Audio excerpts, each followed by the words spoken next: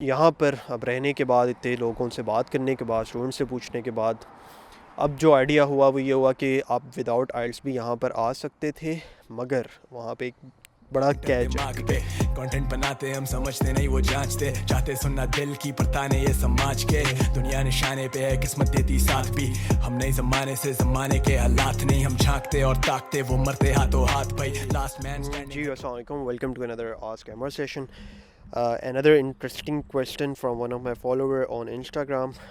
इनका नाम है आहद. पहले तो आहद ने बड़ी अच्छी अच्छी बातें लिखी हैं, ये कंटेंट से बहुत मोटिवेट हुआ है और लाइक मुनीब भाई, जर्मनी दूर दूर तक भी मेरे माइंड में नहीं था, but then I watched your videos, मैंने प्रोफेशनल्स के पॉडकास्ट भी सुने and I came to realise कि लोगों ने वहाँ पर जाकर इतना कुछ अचीव किया एंड इट्स पॉसिबल, क्योंकि यहाँ पे बहुत से लोग मिसगाइड करते हैं कि जर्मनी में कुछ नहीं है, वहाँ पे लैंग्वेज नहीं है, तो आज तुम जाकर क्या करोगे. बट योर वीडियोस और आपके स्पेशली पॉडकास्ट जिन पर आपने काफ़ी प्रोफेशनल्स को वीडियो में लाए, मैंने वो सब देखे और एंड आई रियलाइज कि उन लोग जब वो लोग अचीव कर सकते हैं तो मैं क्यों नहीं. Okay, so the question is कि क्या जर्मनी के लिए आइल्स देना ज़रूरी है या प्रोविजनल लैंग्वेज सर्टिफिकेट पे भी एडमिशन हो जाएगा. अगेन मुनीब भाई, thank you so much for creating such content.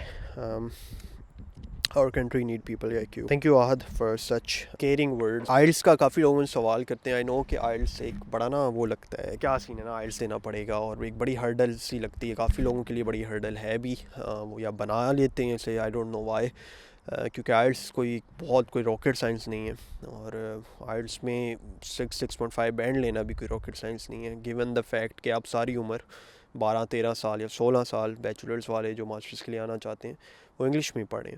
आइल्स की कुछ टिप्स एंड ट्रिक्स होती हैं, ऑब्वियसली वो फॉलो करके आप 6.5 तो कहीं नहीं जाता यार आपका. लेकिन खैर, जब बात करते हैं कि आइल्स क्या आपको चाहिए जर्मनी आने के लिए या नहीं, जब मैंने एप्लीकेशन स्टार्ट की थी मुझे आइडिया नहीं था कि आइल्स देना है कि नहीं देना, तो एक दोस्त से पूछा था जो कि जर्मनी था, उसने मुझे गाइड दिया कि हाँ आइल्स दे लो. यहाँ पर अब रहने के बाद, इतने लोगों से बात करने के बाद, स्टूडेंट से पूछने के बाद, अब जो आइडिया हुआ वो ये हुआ कि आप विदाउट आइल्स भी यहाँ पर आ सकते थे, मगर वहाँ पे एक बड़ा कैच है. ठीक है, कैच ये है कि एक तो आपको इंग्लिश प्रोविजनल सर्टिफिकेट चाहिए होता है लैंग्वेज का, अपनी यूनिवर्सिटी से जहाँ पर आपने अपना कॉलेज कंप्लीट किया है या अपनी बैचलर डिग्री कंप्लीट की है, तो वो कुछ यूनिवर्सिटीज़ जर्मनी में वो एक्सेप्ट करती हैं, वो कहती हैं ठीक है जी, आपने पिछली प्रीवियस स्टडीज़ आपकी इंग्लिश में थी तो हम एक्सेप्ट कर लेते हैं. But these universities are quite few. ठीक है, अब काफ़ी कम यूनिवर्सिटीज़ ऐसी हैं जो ये कहती हैं जी हम एक्सेप्ट कर लेते हैं, ज़्यादातर नहीं करती और आइल्स की डिमांड करती हैं. स्पेशली जिनका कम जीपी होता है, जो मेरे क्लाइंट्स भी होते हैं, जो आते हैं कि नहीं भाई ये जीपी है, अब आइल्स का बता दें हमें देना चाहिए या नहीं देना चाहिए, तो मैं रिकमेंड उन्हें यही करता हूँ कि to open up your options, कि आपको सपोज़ आपने अप्लाई करना है 10 यूनिवर्सिटीज़ में, अगर आपने आइल्स नहीं दिया होगा उन 10 में से 8-9 की रिक्वायरमेंट या 7 की रिक्वायरमेंट है कि आइल्स देना ही देना है, चाहे आपकी स्टडी पिछली इंग्लिश में थी या चाहे नहीं थी. ठीक है, तो फिर वो आप 7 यूनिवर्सिटीज़ मिस आउट कर देते हो सकता है जिन 3 में आप अप्लाई करो जहाँ आइल्स नहीं चाहिए, उनमें ऑलरेडी कंपटीशन इतना हो कि एक तो जीपी आपका इतना कोई हाई फाई नहीं है, दूसरा आपने आइल्स भी नहीं दिया हो, तो फिर चांसेस आपके कम हो जाते हैं. तो बेहतर यही है कि रिस्क लेने के बजाय आप आइल्स दो, और आइल्स आपको हेल्प आउट ही करता है लॉन्ग रन में, आपके लिए ऑप्शंस काफ़ी ओपन कर देता है. बट अगर आप आइल्स देने के लिए भी विलिंग नहीं होते, कुछ क्लाइंट्स ऐसे भी आए थे कि नहीं भाई आइल्स नहीं देना, जीपीए भी कम है, ये है वो है, पब्लिक में एडमिशन भी चाहिए, बट मैंने आइल्स नहीं देना, आइल्स नहीं दे रहा मैं.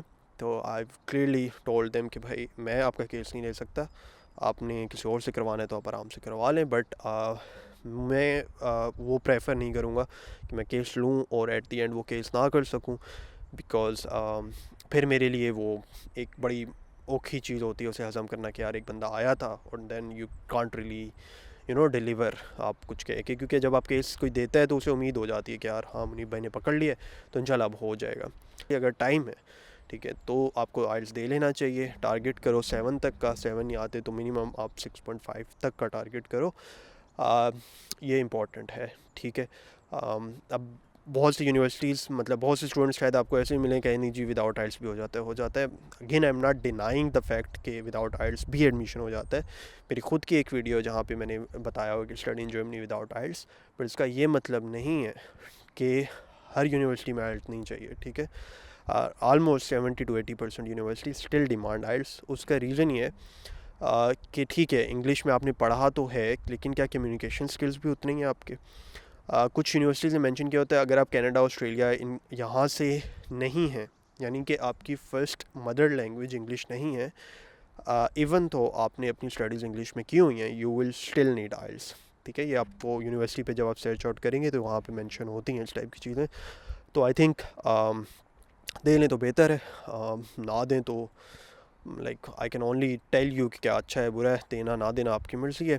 But again IELTS would be quite beneficial. और अगेन आगे वीज़ा में भी आपको इतने इशूज़ नहीं आते, क्योंकि वीज़ा में जब आप लेने जाएंगे वो कहेंगे आपने आइल्स नहीं दिया, फिर आपको यूनिवर्सिटी से मांगना पड़ेगा कि जी मैं यूनिवर्सिटी ने कहा है, तो थोड़ी सी लंबी गेम हो सकती है। अगेन हमारे फ्यू क्लाइंट्स का एडमिशन हुआ है विदाउट आइल्स, जिनके लिए मुझे पता था हो जाएगा, उनका जीपीए बहुत अच्छा था और उनका कोर्स ऐसा था जहाँ पर अक्सर आइल्स की रिक्वायरमेंट नहीं थी, ठीक है। That would be all. I hope आपको जवाब मिल गया हो। और काफ़ी लंबा हमने डिस्कस कर लिया इस टॉपिक पे, बट आई होप कि सारी कन्फ्यूजन्स जितने भी लोगों की आइल्स से लेके वो क्लियर आउट हो गई, ठीक है। Thank you so much for watching the video, और डू सब्सक्राइब द चैनल अगर आपको यूज़फुल लगा है तो। एंड मेक श्योर आप मुझे इंस्टाग्राम पे भी फॉलो कर लें, क्योंकि वहाँ पर आपके सवाल लिए जाते हैं, और ईमेल पे भी सवाल मैं लेता हूँ। यहाँ पे दोनों चीज़ें मेंशन होंगी, तो do write me an email या just DM me on Insta, क्योंकि कूल किड्स आजकल यही कर रहे हैं, इंस्टा ब्रो इंस्टा, ठीक है। ओके, अल्लाह हाफ़िज़। मेरे मथे मतो ऐ हटो बचो स्क्वाड मेरी hard catch you of guard तेरी क्या बिसात।